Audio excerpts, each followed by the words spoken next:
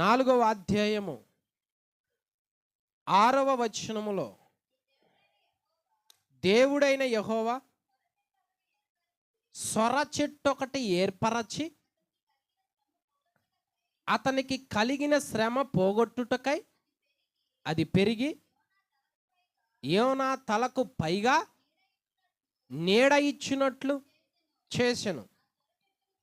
ఆ సొర చెట్టును చూచి యోనా బహు చాలు. ఇది ఈ సొర చెట్టు గురించి మనం ఈరోజు చెప్పుకుందాం. ప్రవక్త అయిన యోనా అంటే తెలియని వాళ్ళు అంటూ ఉండరు. యోనా అంటే అందరికీ తెలుసు, బైబిల్ గ్రంథం చదివే ప్రతి ఒక్కరికి కూడా. ఈ యోనాని నీనివే పట్టణము నాకు విరోధంగా నడుస్తుంది గనక దాని దగ్గరికి వెళ్ళి దుర్గతి కలుగుతుంది అని చెప్పమంటాడు దేవుడు. యోనా వెళ్ళాడు. యోనా ప్రకటన చేశాడు.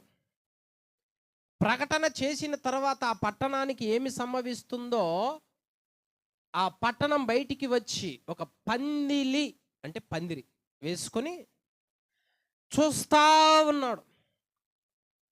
దేవుడు ఏం చేశాడు అంటే ఆ ఒక సొర చెట్టుని మెలిపించాడు. ఆ సొర చెట్టుని మెలిపించిన తర్వాత అది పెరిగి యోనా తలకు పైగా వచ్చి యోనాకి నీడ ఇచ్చేసరికి యోనా అంట సంతోషించాడు అని ఉన్నది లేఖనములో. హల్లెలూయా. ఏమిటి దీని భావము, ఏమిటి దీని అర్థం? సొర చెట్టు పెరిగిద్ది. ఎప్పుడు పెరిగిద్ది? 10వ వచనం.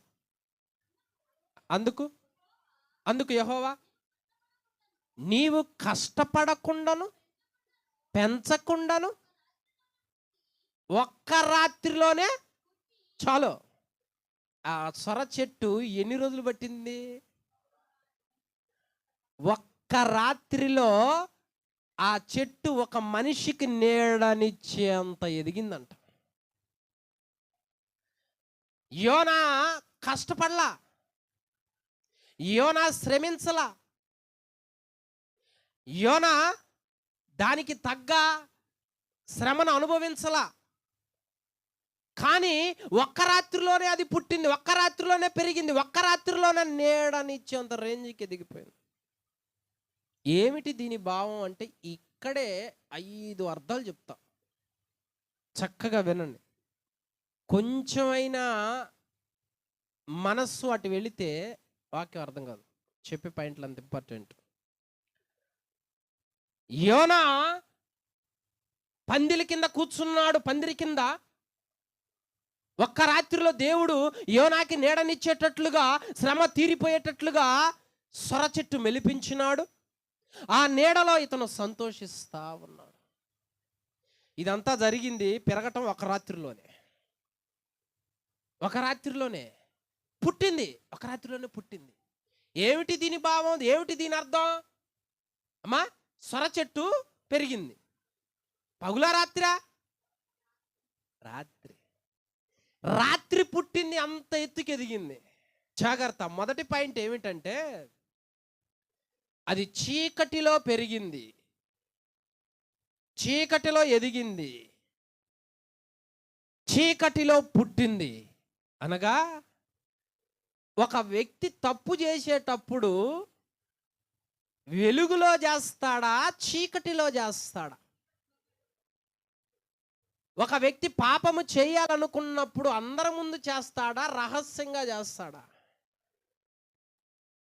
చీకటికి గుర్తు ఏంటి అంటే మనం రహస్యముగా ఆలోచించే ఆలోచనలు, రహస్యంగా చేసే తప్పులు, ఎవరికి కనపడకుండా చీకటిలో ఒక తప్పులు ఎలా చేస్తామో, ఈ చీకటిలో పుట్టిన చెట్టుకి అర్థం ఏమిటి అనగా మన హృదయంలో ఒక చెడ్డ ఆలోచన వచ్చింది అనుకున్నాం.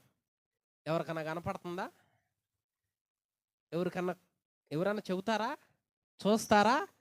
మనస్సులో ఒక చెడ్డ ఆలోచన వస్తే ఎవరికి తెలియదు. సాతానుగాడు కూడా మనలో ఆలోచనలు పుట్టిస్తాడు అనేకమైనవే. అర్థమైందా? ఒక రాత్రిలో నీలో పుడతాయి, ఒక అరగంటలో పుడతాయి, ఒక నిమిషంలో పుడతాయి, ఒక రోజులో పుడతాయి. అవి ఎవరికి కనపడవు, లోపలే ఉంటాయి. లోపల ప్లాన్ ఉంటుంది, లోపల అన్యాయం ఉంటుంది, లోపలే ఉంటాయి మొత్తం. అలా ఎవరి జీవితంలో ఈ సొర చెట్టులాగా ఒక్క రాత్రిలో అన్యాయం పుట్టించాడు సాతానుడు? చూడండి, యోహాను సువార్త 13వ అధ్యాయము 2వ వచనం. వారు భోజనము చేయుచుండగా ఆయనను అప్పగింపవలనని సీమోను కుమారుడగు ఇస్కరియోతు యూదా హృదయములో అపవాది ఇంతకుముందు ఎక్కడ పుట్టించాడు ఆలోచన? ఎవరికి కనపడ్డది ఇది? ఎవరికి కనపడ్డది ఇది? చూసుకో. చీకటిలో సొర చెట్టు పుట్టినట్లుగా మన హృదయంలో సాతానుగాడు ఎన్నో ఆలోచనలు పుట్టిస్తాడు. పైకి బాగానే ఉన్నా, పైకి ఒక వ్యక్తి స్టేటస్ స్థితిగతులు బాగానే ఉన్నా, ఆ వ్యక్తి హృదయంలో ఏమి ఉన్నది? ఈ సొర చెట్టు ఎదిగినట్లుగా సింపుల్గా కష్టపడకుండా ఆలోచనలు ఉంటాయి కొన్ని. మానవుని హృదయము, మానవుని తలంపులు సమస్తము కూడా పరిశుద్ధముగా ఉండాలి. యూదా హృదయంలో సాతానుడే ఆలోచన పుట్టించాడు. శిష్యులకి ఎవరికి తెలియదు. యథావిధిగా వచ్చాడు, యథావిధిగా ఉంటున్నాడు, యథావిధిగా మాట్లాడుతున్నాడు, యథావిధిగా యేసయ్య అంటా ఉన్నాడు. హృదయంలో సొర చెట్టు పెరిగిందే, ఎవరికి కనపడకుండా రాత్రి పెరిగినట్టు. మన జీవితంలో కూడా పుట్టిస్తాడు, మన హృదయంలో కూడా పుట్టేస్తాడో ఒక్క రాత్రిలో. అంటే ఎవరికి కనపడకుండా అని అర్థం. ఈ వ్యక్తి పరిస్థితి ఏంటి ఇప్పుడు? ఈ వ్యక్తి ఆలోచనలు ఏంటి ఇప్పుడు? ఈ వ్యక్తి జీవితం ఏంటి ఇప్పుడు? యోదా బాగున్నావా? బానే, హ్యాపీ అంటున్నాడు. కానీ దేవుడికి కనపడుతుంది, దేవుడు చూస్తా ఉన్నాడు. ఇంతకీ హృదయంలో ఆలోచనలు పుట్టించే మనసు, ఆ స్వభావము మొట్టమొదట అసలు ఎవడికి ఉన్నదే? హెస్కేలు గ్రంథం 28వ అధ్యాయములో నీకు కలిగిన వర్తకము చేత లోపల అన్యాయమును పెంచుకొనుచు వచ్చావు. 16 నీకు కలిగిన విస్తారమైన వర్తకము చేత లోపల నీవు అన్యాయమును పెంచుకొని. ఎవరితో చెబుతున్నాడు ఈ మాట? సాతానుడు అలంకార రీతిగా. వాడు దేవుడికి తెలియదు అనుకుని లోపల అన్యాయాన్ని పెంచుకున్నాడు. మనలో కూడా అన్యాయాన్ని, మనలో కూడా అతిక్రమాన్ని పుట్టిస్తాడు. ఇదే సొర చెట్టు నైట్ పెరగటం అంటే. ఇప్పుడు నేనొక ధనవంతుడు కావాలని ఆలోచన ఉంది. ఒక 5 లక్షలు సంపాయాలి. ఈ 5 లక్షలు సంపాయాలంటే నేను పని చేసి కష్టపడాలి, సంపాయాలంటే ఎంత టైం పట్టుద్ది? ఎంత టైం పట్టుద్ది? 4 సంవత్సరాలు వేసుకో. అంత దాకా నాకు టైం లేదు. ఒక్క రాత్రిలోనే ఒక ప్లాన్ వేయాలి నేను, అంత డబ్బు వచ్చేటట్లుగా. అది ఎవరికి కనపడకూడదు. కనపడితే మరి ఎట్లా? కుదరదుగా. అందుకనే ఒకసాట కూర్చుంటా, ఇప్పుడు ప్లాన్ వేస్తా. ఫస్ట్ ఎవరైనా ప్లానే వేసుకునేది? ఫస్ట్ ఎవరైనా ఆలోచిస్తారు ఎట్లా. ఇదే మన హృదయంలో సాతానుగాడు పుట్టించే దురాలోచన. ఇతనిలో కూడా, యోధాలో కూడా ఏం పుట్టించాడో తెలుసా? ఆయన అప్పగిస్తే ఎక్కువ ధనం వస్తుంది. ఆయన అప్పగిస్తే ఇక ఈ దొంగతనాలు చేయటం కాదు, స్థిరపడవచ్చు, అంత పెద్ద మొత్తంలో ధనవంతుణ్ణి కావచ్చు అన్న ఆలోచన పుట్టించాడు. మన జీవితంలో కూడా లోపల అన్యాయాన్ని పుట్టిస్తాడు, లోపల ఆలోచనలు, లోపల కోరికలు పుట్టిస్తాడు. అదే సొర చెట్టు నైట్ పెరగటం అంటే సింపుల్గా వస్తుంది ఆలోచన, కనపడంది వస్తుంది. ఎవరిలో పుట్టించాడు? ఇంకా హవ్వ. ఈ పండు తింటే చూసుకో ఎలా పుట్టించాడో. ఎవరికి కనపడ్డదే? ఎవరికి కనపడలా. ఇంకా ఎవరిలో పుట్టించాడో? గెహజీ. నా యజమానుడికి ఈ యొక్క నయమాను తెచ్చిన ధనము తీసుకోవటానికి మనసు లేదు, నేను వెళ్ళి తీసుకుంటా. చూసావా ఆలోచనలు అట్ట పుట్టిస్తాడు. ఎవరికి కనపడుతున్నాయి అన్నీ? ఎవరికి కనపడుతున్నాయి అన్నీ? ఎవరికి కనపడవు. ఈ ఆలోచన బహు డేంజర్. ఇలాంటి ఆలోచనలు చాలా జాగ్రత్తగా ఉండాలి. అందుకనే మన తలంపులు, మన ఆలోచనల్లో సాతానుగాడు ఎప్పుడు విరోధంగా పుట్టించకూడదు దేవుడికే. అవి ఎప్పుడు పరిశుద్ధంగా, అవి ఎప్పుడు పవిత్రంగా ఉండేటట్లు చూసుకోవాలి. ధనం మీద పుట్టిస్తున్న ఆలోచన, ఒక వ్యక్తిని పట్టించే విషయంలో పుట్టిస్తున్న ఆలోచన. దావీదుకి పుట్టించాడు పరాయి స్త్రీ మీద ఆలోచన. అందుకనే ఎవరిలో పుట్టించాడు? బైబిల్ గ్రంథంలో చాలా మందిలో పుట్టించాడు. మన జీవితంలో కూడా ఒక్క రాత్రిలోనే ఎవరికి కనపడకుండా సొర చెట్టు ఎదిగినట్లుగా ఎవరికి కనపడకుండా ఆలోచనలు అనేకమైన పుట్టిస్తాడు. సహోదరుల మీద ద్వేషం, కోపం పుట్టిస్తాడు. లేదా దేవుడికి దూరం కావాలన్న ఆలోచన పుట్టిస్తాడు. సమస్త విధములైన చెడును పుట్టిస్తాడు. మొదట మనస్సులోనే ఆలోచన పుట్టేది. నాకు మంచినీళ్ళు దప్పకైతున్నాయంటే మొదట ఏం రావాలి? నాకు ఆలోచన రావాలా? వాటర్ దప్పకెత్తనీళ్ళు. నాకు ఆకలి అవుతుందంటే మొదట ఆలోచన వస్తుంది. అదే అక్కడ చెబుతుంది దేవుడు. అక్కడ ఆలోచనలో జాగ్రత్త, తలంపులు జాగ్రత్త. అవి ఎప్పుడు పరిశుద్ధంగా, పవిత్రముగా, యథార్థముగా ఉండాలి. ఎవరి మీద? అందరి మీద. ఎవరి మీద? ప్రతి ఒక్కరి మీద. ఇది లేకపోతే హృదయాన్ని దేవుడు చూస్తూ ఉన్నాడు. హృదయాన్ని దేవుడు గురి పెడతా ఉన్నాడు, దృష్టిస్తూ ఉన్నాడు. ఆ హృదయం ఎలా ఉండాలి? యూదా లాగా ఉండకూడదు. యూదా ఆలోచన కలిగి దేవుడు సన్నిధిలో ఉన్నాడు. ఇప్పుడు సమాజం, యవనస్తులు, యూత్ పైకి బాగానే ఉన్నారు, లోపల ఏం జరుగుతుంది? లోపల ఆలోచనలు ఏంటి? చెడు చెడు చెడు తిరుగుతూ ఉంటుంది. ఇవన్నీ ఎవరు పుట్టిస్తున్నారని లేఖనం అంటుంది. మొట్టమొదట ఎవరు పుట్టించుకున్నారో ఈ ఆలోచన? ఆడికి పుడితే మనకు పుట్టించాడు యోధాకి. అరే, ఇంతకాలం దేవుడి సన్నిధిలో ఉండి ఇలాంటి ఆలోచనలు కలిగి ఉండకూడదు, నేను ఒక మంచి భక్తుణ్ణి, నేను పరిశుద్ధుణ్ణి, నేను ప్రార్థన చేయాలి, ఈ భావన కలిగి ఉంటే బాగుండేదే. కానీ ఆడ ఆలోచనల వైపు వెళ్ళిపోయాడు. అందుకనే సొర చెట్టు నైట్ పుట్టిందంటే అదే అర్థం. ఏవి ఉండాలి? మనసు ప్రశాంతంగా, పరిశుద్ధంగా ఉండాలి. ఇప్పుడు వేరే వాళ్ళ మీద నాకు ఖర్చు ఉందంటే నా మనసు ప్రశాంతంగా లేదు అని అర్థం. ఇంక ఎట్లా ప్రశాంతంగా ఉంటుంది? అది ఎప్పుడు నన్ను కొరుకుడు పుండులాగా, పాకు పుండులాగా వేధిస్తుంది. ఇక ఆ వ్యక్తి ఫేస్ ఎలా ఉంటుంది అంటే నిగనగలాడుతూ కలకలగా ఉండదు. ఆ వ్యక్తి ఫేస్ వాడిపోద్ది. ఆ వ్యక్తి ఫేస్ వేరుగా ఉంటుంది. అదే నేను హ్యాపీగా ఉన్నా అంటే ఆ ముఖం ఎలా ఉంటుంది? ఆయన ముఖం చూస్తే చాలు, యేసుక్రీస్తు వారి ముఖం అంత కళకళలాడుతూ ప్రేమగా ఉంటుంది, సంతోషం వస్తుందంట. అందుకనే సాతానుగాడి విషయంలో జాగ్రత్త.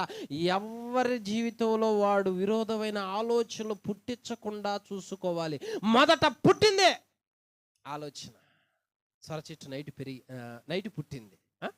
2 అదేం చేస్తుంది? యోనా గ్రంథం 4:10, 4:6 సొర చెట్టు ఒకటి ఏర్పరిచి అతనికి కలిగిన శ్రమ పోగొట్టుటకై అది మొదటి పాయింట్ పుట్టుద్ది. ఆలోచన పుట్టుద్ది ఎవరికి కనపడకుండా. 2వ పాయింట్ పెరుగుద్దే. అది అర్థం అక్కడ. అది కూడా ఇప్పుడు నేను లంచం తీసుకుంటుంటే అందరి ముందు తీసుకోనుగా, అది కూడా నైటే. మొదట పుట్టిందే ఆలోచనలో. 2 ఏం చేయాలంటే ఏదైతే ప్లాన్ వచ్చిందో, ఏదైతే ఆలోచన ఇచ్చాడో దాన్ని చెయ్యాలి. నేను ఇంకా పెరగటం అంటే అదే. ఇల్లు కట్టాలి, ముందు ప్లాన్ వేసాడు, ఆలోచన వేసాడు. ఒక కూర చేయాలి, ముందు మనసులో టమాటాలు పచ్చిమిరకాయలు అన్నీ ఆలోచిస్తూ పోయి తెచ్చుకుంటాం. నెక్స్ట్ స్టెప్ ఏం చేయాలి? వండే కార్యక్రమేగా. పెరగటం అంటే రెండోది ఇక చేయటం, ప్రాక్టికల్, ఇక అనుభవం రావాలా. ఇదా ఏం చేశాడు? మొదట ఆలోచించాడు, ఆలోచన వచ్చింది, పెట్టాడు, దాన్ని తెంచుకోలే వెంటనే, అది అలాగనే ఉంచుకున్నాడు. రెండో స్టెప్కి వచ్చేసరికి అది చెట్టు పెరిగిందంటే అర్థం ఏంటి? మత్తయి సువార్త 26:15. పెరగటం అంటే అనుభవించాలి. ఇక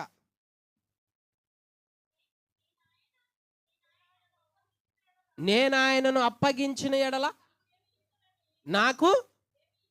నాకేమి ఇత్తురని వారిని అడిగితే అందుకు వారు ఇచ్చారా? పెరిగింది. పో, మొదట ఆలోచన అయిపోయింది, రెండు పెరిగింది. అంటే దక్కించుకున్నాడు. ఏదైతే ఆలోచన వచ్చిందో రెండు దక్కించుకున్నాడు, రెండు తీసుకున్నాడు, రెండు సక్సెస్ అయింది. ప్లాన్ సక్సెస్ అయింది. నేను వేసిన ప్లాను ఎప్పుడు సక్సెస్ అవుద్ది? మొదట నాలోనే వచ్చింది ఆలోచన. ఎప్పుడు సక్సెస్ అయింది? అది నెరవేరినప్పుడు. ఇప్పుడు సక్సెస్ అయిందిగా. మన జీవితంలో కూడా మొదట ఆలోచన వస్తుంది, రెండు చేపిస్తాడు, రెండు చేపించే దగ్గరికి తీసుకెళ్తాడు, రెండు అనుభవించే దగ్గరకు తీసుకెళ్తాడు, రెండు దానిలో పార్టిసిపేట్ చేసేటట్టు చేస్తాడు, దానిలో మునిగేటట్టు చేస్తాడు, అది అంటేటట్టు చేస్తాడు, దానిలో ఉండేటట్టు చేస్తాడు, ఆ వాతావరణంలో ఉంచుతాడు. అది వాడు చేసేది. మొదట ఆలోచిస్తాం, రెండు చెట్టు పెరుగుద్దే అంటే చేస్తాం, అనుభవిస్తాం. ఈ స్వభావం మనిషికి రాకూడదు. సాతానుగాడు అంతే మరి. అరే వాళ్ళంద ఆలోచించడం బాగుంటుందంటే ఇక ఆలోచిస్తాం.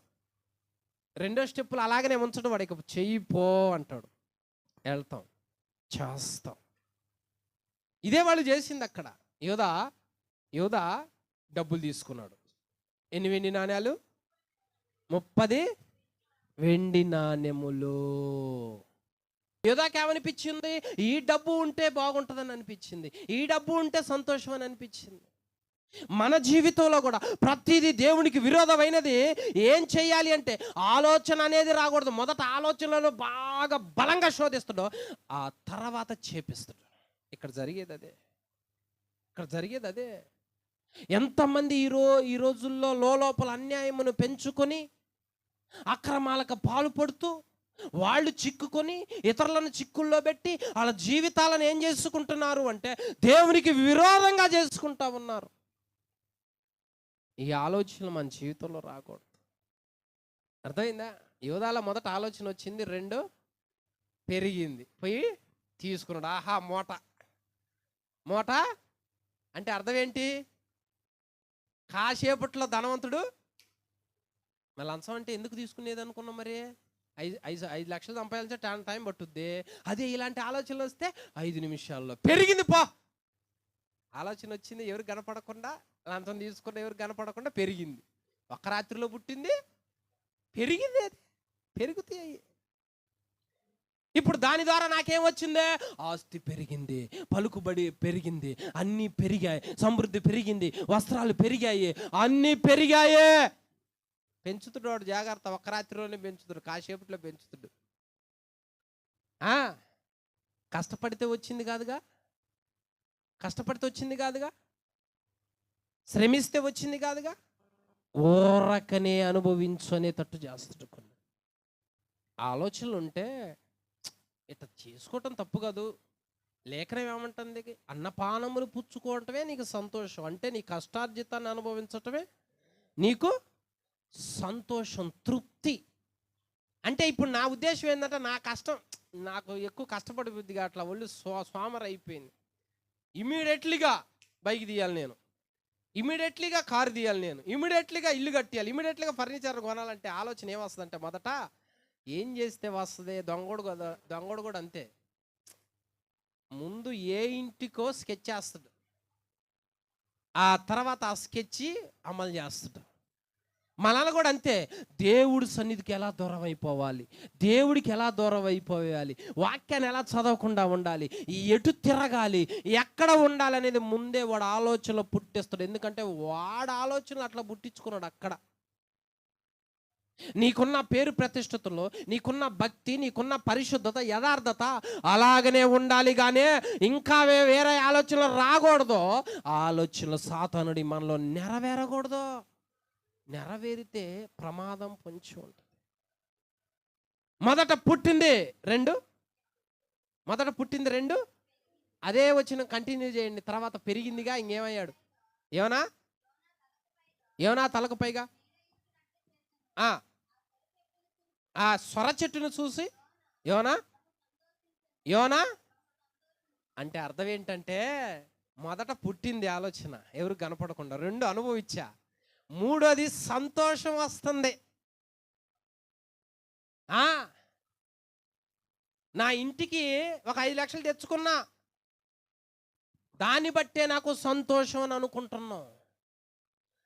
ఒక అబద్ధం ఆడి సంపాదించుకున్నది నాకు తృప్తి ఇస్తుంది అనుకుంటున్నాం, సంతోషం ఇస్తుంది అనుకుంటున్నాం.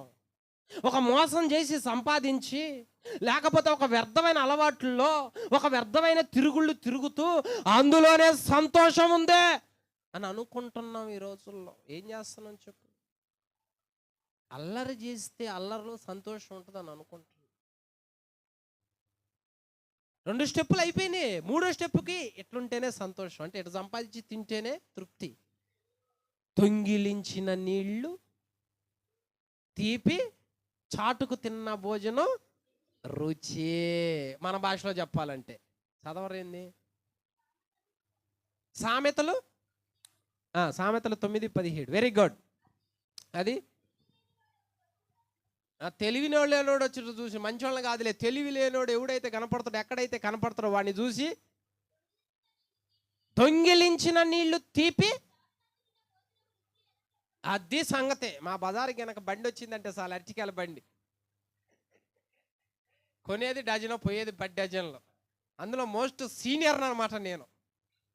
దేని వలన సంతోషం ఉంటుందో, ఆనందం ఉంటుందో నరుడికి తెలియటల్లా. దేవుడు నీవు వివాహము చేసుకుని నీ భార్యతో సుఖించమన్నాడు. కానీ సాతానుడు ఏం బోధిస్తాడు అంటే, కాదు నాయన, దొంగిలిస్తేనే తీపిరా, సాటుకు తింటేనే రుచిరా. అందుకనేగా అందరూ పెద్దిల్లు ఒకటైతే చెన్నీళ్ళు ఇంకోటి. చాలామంది పెద్దిల్లు ఒకటే, చెన్నీళ్ళు ఇంకోటి ఉంటుంది. ఎవరు చెప్పారు నీకు ఇది? ఈడు చెప్పిండు సాతాను గాడు. మొదట ఆలోచించు, 2 అనుభవించు, 3వది సంతోషించు. ఆహా, లోకం ఏమంటది? ఫర్ ఎగ్జాంపుల్ మనలో మన మాట, ఒక వ్యక్తి అంటే 2 ఆడపిల్లలు ఎంటబడుతున్నాను అనుకో, వాడిని లోకలు ఏమంటారు? నన్ను కూడా అంతే అన్నారు. రూపాయి నీకేమో ఆ దెబ్బకు పోయి బాత్రూములు 10 సార్లు రుద్దేవాడిని. అంత అందంగా ఉన్నా కావాలని. అంటే దానిలో నాకు సంతోషం, పొగర్తుల్లో సంతోషం, అనుభవించటంలో సంతోషం. ఇంతకీ నేను కష్టపడి, నాకు స్వతంత్రంగా దేవుడిచ్చిన దాంట్లోనే నేను కష్టపడి తింటున్నానా, సంతోషిస్తున్నానా అనేది లేదు మనుషులకి. ఏవి ఉన్నది అయ్యా అంటే 3వ స్టెప్పులో సంతోషం ఉన్నదంట. దేనికి? కష్టపడన దానికి. ఇప్పుడు చేసేది అదే ట్రెండు. వివాహాలు ఇందాకున్నట్లా దేవుడు పెట్టిన ధర్మం మర్చిపోయినారు. 2 పురుషుల వివాహమే, 2 స్త్రీల వివాహమే. ఏమిటిది? ఎవరు పెట్టారు ఇది? ఎవరి దగ్గరికి వెళ్తా ఉన్నావు నువ్వు? ఎవరిని చూసి ఆశిస్తున్నావు నువ్వు? కాస్త దేవుడు వివాహం చేసి ఒక భర్తను, ఒక భార్యను ఇచ్చిందాక ఉండాలిగా. లేదు మనిషికి ఓపిక. ఎందుకంటే వ్యర్థమైన గుంపుల్లో తిరిగితే ఆలోచన వచ్చేది మరి. ఇది ఒక్క రాత్రిలో పుట్టుద్ది, ఒక్క రాత్రిలో పెరుగుద్ది సంతోషాన్ని. అంటే నిలకడ ఉండదు, స్థిరంగా. అది చెబుతా తర్వాత. ఇప్పుడు 3వ పాయింట్లో ఉన్నా. మొదట పుట్టింది, 2 అనుభవించావు, 3 హ్యాపీ. మరి సంతోషమేగా. నన్ను పొగిడితే నాకు సంతోషం. నీకేమయ్యా ₹1,00,00,000 ఉన్నాయంటే నేను లంచం తీసుకొని పెంచుకున్నది, నాకు దానిలో సంతోషం వస్తుందని ఆడంటే నాకు ఇంకా సంతోషం వస్తుంది. నేను తిరిగే కారు, నేను తిరిగే బైకు, నేను అనుభవించే వస్తువులు ఎవరయ్యాయి? నా కష్టార్జితమేనా? ప్లాన్ వేసి మరీ తెచ్చుకొని అనుభవిస్తుంటే నాకు సంతోషం ముద్దెట్ట దిగుతుంది? ఎట్ట సంతోషం వస్తుంది? ఎట్ట ఆనందం వస్తా ఉన్నదే? ఇది కాదు దేవుడు మనకు నేర్పింది. కుమారుడా, నువ్వు జ్ఞానం కలిగి ఉంటే, నువ్వు తెలివి కలిగిన వాడువైతే, నీ కష్టార్జితాన్ని నువ్వు తెచ్చుకుంటావు, తింటావు, సుఖిస్తావు, సంతోషిస్తావు. ఇదే దేవుడు చెప్పింది. దేవుడు నీకు దయచేసిన వ్యర్థమైన ఆయుష్ కాలం నందు నీవు భార్యాభర్తలు సంతోషంగా ఉండాలి. దేవుడు పెట్టిన నియమము, క్రమము. కానీ దుష్టుడు ఏం పెడతాడు చెప్పు? నీ వస్త్రాలు ఎందుకు ఇలా ఉన్నాయి అర్ధనగ్నంగా అంటే, ఎట్లా ఉంటేనే చెప్పరేంది? ఇట్లా ఉంటేనే పాపులారిటీ. చూసావా రీల్స్ ఎలా ఉన్నాయి? ఆడపిల్లలు చేసి పోటీలు పడి చేస్తున్నారు. ఎందుకంటే సబ్స్క్రైబర్లు, ఫాలోవర్సు. మరి నీతి ఉందా? పరిశుద్ధత ఉందా? యథార్థత ఉంది? ఏంది ఇది? నువ్వు దేని ద్వారా పెంచుకుంటున్నావు? పొగడ్తల ద్వారా, వ్యర్థమైన సంపాదన ద్వారా, వ్యర్థమైన వాళ్ళని అనుభవించడం ద్వారా సంతోషిస్తున్నావా? ఆనందిస్తున్నావా? దానిలోనే సుఖం ఉంటుంది అనుకుంటున్నావా? ఎలా ఉంటుంది చెప్పు? ఎవరు చెప్పారు నీకు ఇది? ఈ లోకం చెప్పింది. వాక్యానికి దూరంగా ఉండి, దేవునికి దూరంగా ఉంటే మన జీవితంలో మనం అనుభవించేది ఏముంది చెప్పు? ఎంత సంతోషం ఉంది ఇప్పుడు మనకి? ఎంత ఆనందం ఉంది ఇప్పుడు మనకి? సాతానుగాడు ఏం చేస్తారు అనుకున్నావు? ఎంతకాలం కష్టపడతారు? ఎంతకాలం కష్టపడ్డా కానీ నీకు డబ్బులు లేవు, ఇల్లు లేవు, నీ పిల్లలకు చదువు లేదు, నీ పిల్లలకు ఉద్యోగాలు లేవు. ఎందుకు నాయన? దొంగిలించురా. దొంగిలిస్తే తీపి, సాటుకు తిను, అది కూడా తింటే రుచి. వద్దు, ఇలాంటి ఆలోచనలు దేవుడు నేర్పలేదు. ఏదైనా సుఖ సంతోషాలు ఏంటో తెలుసా? స్వతంత్రంగా దేవుడు మనకు అనుగ్రహించిన దాని మీద, స్వతంత్రంగా ఇచ్చిన దాని మీద, స్వతంత్రంగా దేవుడు చెప్పినదా వాటి మీదే. కానీ ఎవరు పడితే వాళ్ళ మీద మనసు పోవటం, ఎవరి మీద వాళ్ళ మీద ఆలోచనలు పోవటం, వాళ్ళ మీద తిరగటం, వాళ్ళే భావించుకోవటం ఒక్క రాత్రిలో పుడతదే. ఎక్కడైనా సాతానుడు మనలో ఇలాంటి పుట్టించాలని చూస్తున్నాడు. అవి మొక్కలోనే త్రుంచి వేయాలి. 2, అది పెరగనీయకూడదు. పెరిగితే ఇక ప్రాక్టికల్ వస్తుంది, అనుభవించాలి. 3, అది చేస్తేనే హ్యాపీ అని అనుకుంటున్నాం అనుకో, చివరిగా దాని బ్రతుకు ఒక్క రాత్రిలోనే, యోనా గ్రంథం 4:10 ఒక్క రాత్రిలోనే పుట్టింది, కష్టపడకుండాను, పెంచకుండాను, ఒక్క రాత్రిలోనే పుట్టి, ఒక రాత్రిలోనే పుట్టి పెరిగి ఏమైందో మళ్ళీ ఇంకో రాత్రిలో వాడిపోయిందా? ఉందా? అంటే ఇప్పటి వరకు నేను చేసింది మొత్తం ఏమైంది? నేను ఆలోచించింది, నేను అనుభవించింది, నేను సంతోషించింది ఉంటుంది అనుకున్నా, ఏమైపోయింది? మధ్యలోనే టోపీ పెట్టిపోయింది. ఇప్పుడు జరిగేది ఏంది? ప్రేమించినోడు కోసం 3 పిల్లలను చంపిందంట. చూడరాదండి, ఏంది జ్ఞానం? ఎక్కడి నుంచి వస్తుంది? తెలివితేటలు ఎవరిస్తున్నారు వీళ్ళకి ఆలోచనల? యోధా హృదయంలో సాతానుగాడు పుట్టించినట్టు పుట్టిస్తున్నాడు. ఎందుకు నరుడు ఇంత ఘోరంగా మారిపోతా ఉన్నాడో? ఏది ధర్మం, ఏది న్యాయం, ఏది నీతి, ఏది క్రమం, ఏది పరిశుద్ధత అనేది నరుడు ఎరగకుండా తిరిగితే ఇట్లా ఉంటుంది. ఎలా మాయమైపోయింది? ఉంది అది. ఇప్పుడు యోధా కాడికి రావాలిగా. మరి యోధా డబ్బు ఉందో లేదో అది కూడా తెలుసుకోవాలిగా మనం. చూడండి యోధా డబ్బు ఉందా? మత్తయి సువార్త 27:3-4. అప్పుడు ఆయన అప్పగించిన యోధా ఆయనకు శిక్ష విధింపబడగా చూచి పశ్చాత్తాపడి ఆ 30 వెండి నాణెములు ప్రధాన యాజకుల యొద్దకును పెద్దల యొద్దకును ఏం చేశాడు? ఎందుకు తెచ్చాడు? చెట్టు ఏమైంది అంటే ఉంటుందా అది? జాగ్రత్త, వాడిపోద్దే. లేదు ఆ చెట్టు అప్పుడే వచ్చిందంతా, అప్పుడే పోయింది. అంటే ఇదంతా ట్రాష్, ఇదంతా మన జీవితంలో పయనంలో ముందుకు వెళుతుంటే అనేకమైన తగులుతాయి, అనేకమైన ఉంటాయి, అనేకమైన ఆకర్షిస్తాయి. అది స్థిరం కాదు, ఇక భవిష్యత్తు అది నాశనం చేసాయి. ముందుకు వెళితే అవన్నీ నిలవు పోతాయి. వివాహమైన వాళ్ళని అడగండి, నీ జీవిత పైన వాళ్ళు ఎంతమంది ఎగిరారంటే చాలా మంది ఎగిరారు. అవన్నీ శాశ్వతం అనుకున్నా కానీ చివరికి ఇదిగో ఇదే. జ్ఞానం నేర్పాలి మరి.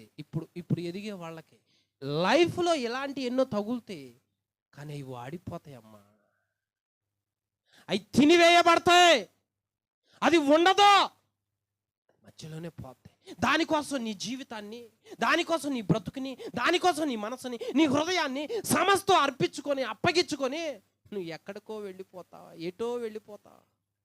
చివరికి ఏమైపోయింది అంటే అది లేదు, అది లేదు, అది పోయింది, అది పోయింది, అది స్థిరంగా ఉండదు. ఎలా పోయింది చూడండి, ఎలా పోయిందంట అది. యోనా గ్రంథం 4:7. మరుసటి ఉదయమందు దేవుడు ఒక పురుగుని ఏర్పరచగా ఆ చెట్టుని ఏం తీసేసింది? ఆ చెట్టుని లేకుండా ఏం చేసింది? తినేసింది లేరా? ఎవరో, మీరా నేనా? మరి అది చెప్పండి. ఫ్రిడ్జ్లో చాక్లెట్ తిన్నది ఎవరో? కొట్టినా నోరు తెరవరు. అక్కడ లేఖనం ఏమంటుంది? 3 జరిగినాయి, పుట్టింది, పెరిగింది, సంతోషం అయిపోయింది. 4వ దగ్గరకు వచ్చేసరికి అది లేదు. ఎవరు తిన్నారు? ఎవరు మాయం చేశారు? ఎవరు కొట్టివేశారు? ఎవరు తినివేశారంటే పురుగు లక్షణం ఏంటిది? ఒక మంచి మామిడి చెట్టు ఉంది, అరే ఇది మనుషులకి మంచి ఫలాలను ఇస్తుందిలే, నీడనిస్తుందిలే, ఆక్సిజన్లు ఇస్తుందిలే, దీన్ని తినొద్దులే అనుకుంటుందా? తినటమే దాని పని. ఒక పురుగు లక్షణం ఏమిటి? అరే ఈ పూలు మంచి సువాసన ఇస్తున్నాయిలే, నరులకి తినొద్దులే అనుకుంటుందా? పురుగు లక్షణం ఏమిటి? ఈ కూరగాయలు మనుషులకి ఆహారం అవుతున్నాయిలే, తినొద్దులే అనుకుంటుందా? పురుగు అంటే సాతానుడు, తినేస్తాడు వాడు. అది నిలవదో, తర్వాత దాన్ని తీసేస్తాడు. ఆశ పుట్టించేది వాడే, అనుభవించనేది వాడే, సంతోషించేది వాడే. ఒక్కసారి అది తీసేస్తాడు. ఇప్పుడు తీసేసింది వాడే. ఏదా కాడ నుంచి 30 వెండి నాణ్యములు వద్దో అంటాడు. మరి ఏమైందిరా, నువ్వే కదా తీసుకున్నావు అంటే నాకెందుకో మనసు లేదు ఇప్పుడు. మరి అప్పుడు ఏమైందిరా? మనసు వచ్చింది. ఇప్పుడు ఏమైందిరా? లేదు. దీనిలోనే సుఖం ఉంటుంది, ఆనందం ఉంటుంది అనుకున్నా, స్థిరం అనుకుంటున్నా, ఉంటుంది అనుకున్నా, కానీ ఇప్పుడు నాకు ఆ మనసు లేదు, వద్దు అంటున్నాడు. అంటే ఎంత బాధాకరమైన విషయం. నీ జీవితంలో, నా జీవితంలో ఏ వచ్చినా దేవునికి విరోధంగా అవి ఉండవు, అవి నిలవు, అనవసరం, టైం వేస్ట్. స్థిరంగా ఉండేది, నిలిచేది దేవుడు ఒక్కడే. ఇంకెవరు ఉండరు మనకి, ఒక్కడే. నా ప్రాణ స్నేహితుడు అని నమ్మా, ప్రాణానికి ప్రాణం అని నమ్మా. ఎవరు లేరు ఇప్పుడు నా పక్కన, ఎవరు లేరు ఇప్పుడు. ఏంటి, అంతమంది ఉంటారనుకున్నా, అంతమంది స్థిరం అనుకున్నా, అదే శాశ్వతం అనుకున్నా, చివరికి వచ్చేసరికి ఎవరు లేరేంది? యేసయ్య తప్ప. ఎవరికి ఎవరు ఈ లోకములో, చివరికి యేసే పరలోకములో అని భక్తుడు పాట ఎందుకు రాసిండంటే మంచి అనుభవం కలిగి ఉన్నాడు కాబట్టి. మనం కూడా పాటలు రాయాలి, రైటర్లో మంచి పాటలు రాయండి, అనుభవం. మరి యేసన్న గారు పాట పాడిండంటే అర్థం ఏంటి? దురవస్థలలో ఒంటరినై దుమికి ధూళిగా మారి తిని అట్ట అయిపోయింది ఆయన లైఫ్. నీ లైఫే ఒక పాఠం, నీ లైఫే ఒక ఒక అనేకులకు ఒక గుణపాఠం, ఒక చరిత్ర. ఇప్పుడు ఏం జరిగింది ఇక్కడ? యోధ ఏమంటున్నాడు? నాకొద్దు, సాతానుగాడే పుట్టించాడు, సాతానుగాడే అనుభవించేటట్టు చేశాడు, సాతానుగాడే సంతోషించేటట్టు చేశాడు. ఆయన పట్టుకోగానే ఇప్పుడు మనసు ఏమైపోయిందంటే, దుర్మార్గుడా, అన్యాయంగా అప్పగిస్తావురా నువ్వు, వాడే చేపించేది, సంతోషించేది అదే, తాగటం అయిపోయిన తర్వాత లేదు, ఆయనకు విరుద్ధంగా తాగుతారా తప్పు కదరా, ఏసై ప్రాణమే లేదురా, ఏసై నీ కొరకు శిక్ష అనుభవించలేదురా, ఇంత అన్యాయం చేస్తారా అని పుట్టించేది వల్లాడే. పురుగు స్వభావం ఏందో తెలుసా? ఫస్ట్ మెత్తగా ఉంటుంది, తర్వాత తినేస్తుంది, మనిషిని తినేస్తుంది.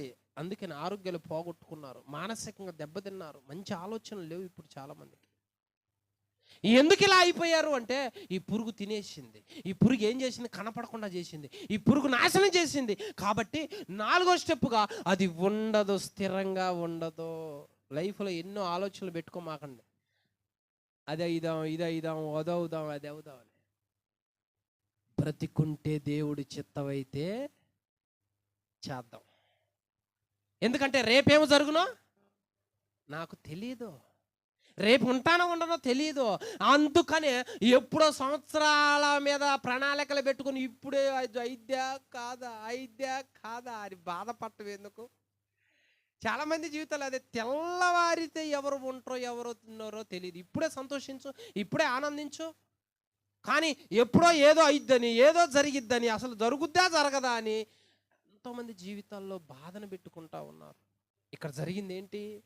ఎందుకు అప్పగిచ్చావు, ఎందుకు ఈ తప్పు చేశావు, ఎందుకు ఆయనకి మోసం చేశావు, ఎందుకు ఈ డబ్బును తీసుకున్నావు అనేసరికే ప్రధాన యాజకుల దగ్గరికి వచ్చాడు. ఆ డబ్బుని ఇస్తామన్నాడు అంటే అర్థం ఏంటి? తినేశాడు సాతానుగాడు, లేకుండా చేశాడు. ఇది ఉండదు మన దగ్గర కూడా. మొదట పుట్టించాడు, 2 పెరిగేటట్టు చేశాడు, 3 సంతోషించేటట్టు చేశాడు, 4 వచ్చేసరికి తినేసిండు. చూపించాడు, అన్నీ చేశాడు. తర్వాత ఏమైంది? మాయం అయిపోయింది. అంతేగా మరి. మేమున్నామని అన్నిట్లు ఎక్కేశారు, ఇరుక్కున్నా. ఇంకెవరుండాలా ఆడా? తిరిగి చూస్తే ఒకడన్నా ఉంటాడా? గిద్యోను హయాములో 32,000 మంది యుద్ధానికి వచ్చినారు. మీలో ఎవరు భయపడి యుద్ధం అంటే భయపడుతున్నారు, ఇంటికి పోండి అంటే 22,000 మంది వెళ్ళిపోయారు. ఆ ఉన్న 10,000 మందిలో ఇంకా వాళ్ళను కూడా యుద్ధానికి కొంచెం ముందుకు తీసుకెళ్లేసరికి, అక్కడికి వెళ్ళేసరికి మొత్తం అక్షరాల 300 మంది తప్ప మిగిలిన వాళ్ళందరూ వెళ్ళిపోయారు. అంటే చివరికి ఉంటారనుకున్న వాళ్ళు ఏమయ్యారు? టాటా. నీకోసం గుండె కోసిస్తా అంటే ఏం జరగవాడా, ప్రాణం ఎత్తా అంటే జరగవయ్యాడా, ఇవన్నీ ఉండేవి కావు. దేవుని వాక్యం నిజమైనది, సత్యమైనదే. నేనే నీకు దిక్కు, నేనే నీకు చివరికే దొరికేదే. నేను తప్ప నిజమైనోడు, శాశ్వతమైనోడు, నమ్మకమైనోడు ఎవరు ఉండరు అంటున్నాడు దేవుడు. ఏదో అది గమనించలేకపోయాడు, ఇచ్చేశాడు. పాపం పొడవబడ్డది, సాతాను తినేశాడు. ఇక చివరికి 5వది ఏం చేశాడు? యోనా గ్రంథం 4:8 మరియు ఎండకాయగా దేవుడు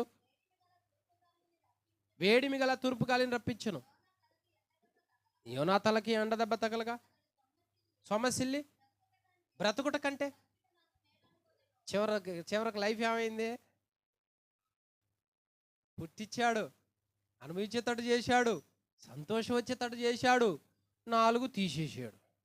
5వ స్టెప్పులోకి వచ్చేసరికి ఇక లైఫే వద్దు, చచ్చిపోతే బాగుంటావు. చూసావు ఎంత డేంజర్ వాడు? ఒక్క ఆలోచన వెనక అంత కుట్ర దాగి ఉంటుంది. ఏదో ఏం చేశాడు చూడు అక్కడ, మత్తయి సువార్త 27:5. అతడు ఆ వెండి నాణెములు దేవాలయంలో పారవేసి ఉరి చూసి లైఫ్ ఏమైపోయిందో చూడు, ఏమైపోయింది జీవితం, ఏమైపోయిందో చూడు. ఉరి పెట్టుకున్నాడు, లైఫ్ ఎండ్ అయిపోయింది, తినేశాడు ఫస్ట్. తర్వాత ఏం చేశాడు అంటే ఇక బ్రతుకే వద్దు అనేటట్టు చేశాడు, ఇచ్చిందే తీసేశాడు, జీవితాన్ని కాజేశాడు. 5వ స్టెప్. ఇక ఈ వ్యక్తి పరిస్థితి ఏంటి, ఈ వ్యక్తి జీవితం ఏంటి, ఈ వ్యక్తి కుటుంబం ఏంటి, ఈ వ్యక్తి ప్రణాళికలు ఏంటి, దేవుడు పెట్టుకున్న పని ఏమిటి, ఎంత లైఫ్లు మొత్తం వ్యర్థమైపోయాయి. చూడు, నీ జీవితంలో నా జీవితంలో దేవుడి ప్రణాళికలు చిత్తాలు చాలా ఉన్నాయి. అవి మనం చేయాలి. అవి మన స్వహస్తాలతో మనం చేయాలనే పుట్టించుకొని రక్షించుకున్నాడు. ఇంకా సాతానుగాడు సైడ్ ఆలోచనలు వచ్చాయి అంటే లైఫ్ని చూడు ఎక్కడ దాకా తీసుకుని వెళ్ళిపోయాడు. ఇప్పుడు ఏదో భవిష్యత్తు ఏంటి, ఏదో జీవితం ఏంటి, ఏదో బ్రతికేంటి, ఏదో ఎందుకు ఇలా చేసుకున్నాడు లైఫ్, ఎక్కడ ఉండాల్సినోడు ఎక్కడికి వెళ్ళిపోయాడు. ఈ ఆలోచన మొట్టమొదటిగా ఆయన హృదయంలో సాతాను కలిగించిన దాని దగ్గర నుంచి వచ్చింది ఇదంతా. ఒక రాత్రిలో పుట్టింది, పెరిగింది, ఒక రాత్రిలో పోయింది. ఆ వ్యక్తి అంత వేగంగా వచ్చింది, అంత వేగంగా అనుభవించాడు, పోయింది, చివరికి లైఫ్ ఎండ్ అయిపోయింది, చచ్చిపోయాడు చివరికి. సొర చెట్టు గురించి దేవుడు చెప్తున్నాడు. నువ్వు కష్టపడకుండా, నువ్వు పెంచకుండా, సింపుల్గా వస్తుందిలే అనుభవిద్దామని ఆశపడిపోతే నిన్నే కాజేసి. దేవుని సన్నిధికి వస్తే అనేకమైన సత్యాలు మర్మాలు చెప్తాడు. లోకలు ఎలా ఉండాలి, దేవుని సన్నిధికి రాకపోతే చెప్పు. నలుగురు చెడ్డవాళ్ళు నాలో ఒక ఆలోచన పుట్టించారు అనుకో, పుట్టిస్తాడు. ఎలా పుట్టిస్తాడు అమ్మా? ఒక భార్యని తీసుకొని షెకెం అనే ప్రాంతానికి అబ్రహాం వెళ్తే అక్కడ ఉన్న వాళ్ళందరూ నీ రాజ్యంలోనికి ఒక ఆమె వచ్చింది అని ఆమెను పొగిడేసరికే ఈ అబీమెలెకు రాదు, ఆమెను తీసుకుని ఇంట్లో పెట్టుకున్నాడు. అంటే అర్థం ఏంటి? నాలో చెడ్డ ఆలోచనలు ఎవరు పుట్టిస్తున్నారు? సాతానుగాడే. ఎలా పుట్టిస్తాడో? స్నేహం స్నేహం ఇతరులు భక్తిపరులు అలాంటివి పుట్టించరు. భక్తిపరులు పుట్టించేది ప్రార్థన చేయమని, పరిశుద్ధంగా ఉండమని, నీ భక్తిలో నువ్వు యథార్థంగా ఉండమనే అది పుట్టిస్తాడు. చెడు వైపు చూస్తే అది కట్ చేస్తాడు. భక్తిపరుడు అటు చేస్తాడు. చెడ్డోళ్ళు ఏం చేస్తారంటే ఆలోచనలు పుట్టిస్తాడు. వీళ్ళ వల్ల ఏ ఆలోచనలు వస్తాయి మనకి? ఇప్పుడు యోధాలాగా వెళ్ళిపోవాలి. నువ్వు ప్రతి వారం దేవుడి సన్నిధికి రా, ప్రతి వారం దేవుని వాక్యం విను, ఆ వాక్య ప్రకారం నడువు. నిత్య జీవం, పరిశుద్ధత, ఆశీర్వాదము, ఒక పేరు, ఒక ఘనత, ఒక రక్షణ, ఒక ఉన్నతమైన స్థితికి వెళ్ళిపోతాం. ఇది దేవుడు మనకిచ్చింది. కానీ నరుడు ఏం చేస్తున్నాడో తెలుసా? సాతానుగాడు మాయలో ఉచ్చులో పడిపోతున్నాడు. అలా అయిపోయినోడే గెహజీ, అలా అయిపోయినోడే ఒక ఆకాను, అలా అయిపోయినాడు ఒక ఇస్కరియోతు, యూదా. ఎంతమంది జీవితాలు అలా అయిపోయినాయి. అలా అయిపోయినాడు ఒక సంసోను. వాక్యం నేర్పుతున్న పాఠం 5 చెప్పాను నేను. ఇప్పుడు పుడుతుంది. ఎంత వేగంగా పుట్టుద్ది అంటే అంత వేగంగా పుట్టుద్ది. అది కూడా కనపడకుండా. పెరుగుద్ది, అనుభవిస్తాం కనపడకుండా. 3 సంతోషం వస్తుంది. 4 ఇక ఆ సంతోషం స్థిరంగా ఉండదు, లైఫ్ లాంగ్ ఉండదు, కొట్టివేయబడుతుంది. 5 మనకు పెట్టాడు ఇప్పుడు టెర్రర్. సాతాను గారి దగ్గర ఉచితమైన వరాలు ఉండవు. ఏ వరం ఇస్తారనుకున్నావు? నీ ఆత్మ నాకు అప్పచెప్పు చాలు, నీకు ఇచ్చేస్తా అంటాడు. నీ జీవితాన్ని నాకు అప్పచెప్పు, నీకు ఇచ్చేస్తాడు. తెలియని వాళ్ళు ఏం చేస్తారంటే వాడి దారిలో వెళతారు. అదే యవనస్తులు దేవుని సన్నిధికి వస్తే వాళ్ళ శరీరం పవిత్రంగా, వాళ్ళ ఆలోచనలు పవిత్రంగా, వాళ్ళ జీవితాలు పవిత్రంగా ఉంటాయి కనుక వాళ్ళు జాగ్రత్త పడతారు, ఇంకొకళ్ళను బ్రతికిస్తారు. ఇది యోనా గ్రంథంలో ఒక సొర చెట్టు ద్వారా దేవుడికి మనకు నేర్పుతున్న పాఠం 5 మాటలు. ఈ 5 మాటలు వచ్చేసరికి చివరికి యోనా ఏమో నేడొచ్చిందని సంతోషించాడు. చివరికి వచ్చేసరికి సస్తే బాగుండు అనుకున్నాడు. అంటే అది ఉండదు, ప్రాణం మీదకు తెచ్చిపెట్టు. అరే సరదా కలిసి తాగుదాం అంటాడు, అరే సరదా కలిసి అటు తిరిగొద్దాం అంటాడు. కానీ వెళితే ఏం జరిగింది? చివరికి వాళ్ళ ఆలోచన ప్రకారం వెళితే ఈతలకి వెళ్ళి చచ్చిపోయారు చాలామంది, కొట్లాట్లకి వెళ్ళి చచ్చిపోయారు చాలామంది, యాక్సిడెంట్లో చచ్చిపోయారు చాలామంది, గొడవల్లో చచ్చిపోయారు చాలామంది. ఇలా చెప్పుకుంటూ పోతే ఎన్నో వాటిల్లో దేవుడికి విరోధంగా వెళ్ళి చాలామంది చచ్చిపోయారు. కనుక భక్తిపరుడు ఎక్కడ ఉండాలి అంటే దేవుని సన్నిధిలో ఉండాలి. మంచి మాటలు చెబుతున్నారు అనుకో, వాక్యాన్ని వినో, వాక్యం పాటించు, దేవుని సన్నిధికి ఇంకా నేర్చుకో, నీ పిల్లలకి నేర్పు అన్నావు అనుకో, వాళ్ళనే ప్రేమించాలి, ఇష్టపడాలి. నాకు మంచి చెబుతుండని. అది కాదులే, ఈరోజు ఆదివారం, ఒక్క ఆదివారం రాకపోతే ఏమైంది? హాయిగా ఇంట్లో కూర్చొని ఆంజయ్ ఎన్ని ఎపిసోడ్లు అయినాయి ఇప్పటికే? పాపం రాత్రి ఏం జరిగిందో అమ్మా ఎన్ని ఎపిసోడ్లు అయినాయి అమ్మా? నిన్న మధ్యాహ్నం ఏం జరిగిందో వాడు క్వశ్చన్ మార్కు పెట్టిండు. ఇప్పుడు టెన్షన్ అన్నమాట. అది చూసిందాక వాళ్ళేదో చేస్తే మనకెందుకు? మన జీవితం పరిశుద్ధంగా ఉందా లేదా ఆలోచించు. ఇప్పుడు నేను అడుగుతున్నా, దేవునికి విరోధంగా ఎన్ని ఆలోచనలు ఉన్నాయి ఇప్పుడు మనలో? మెట్టు దిగి వెళ్ళిపోయేసరికి ఏం చేయాలని పుట్టించాడు ఆలోచన. ఇక ఆలోచించాడు. మెట్టు దిగగానే ఎటు పోవాలనే ఆలోచన పుట్టించాడు. ఎక్కడికి వెళ్ళాలని, ఏం చేయాలని ఆలోచన ఉంది.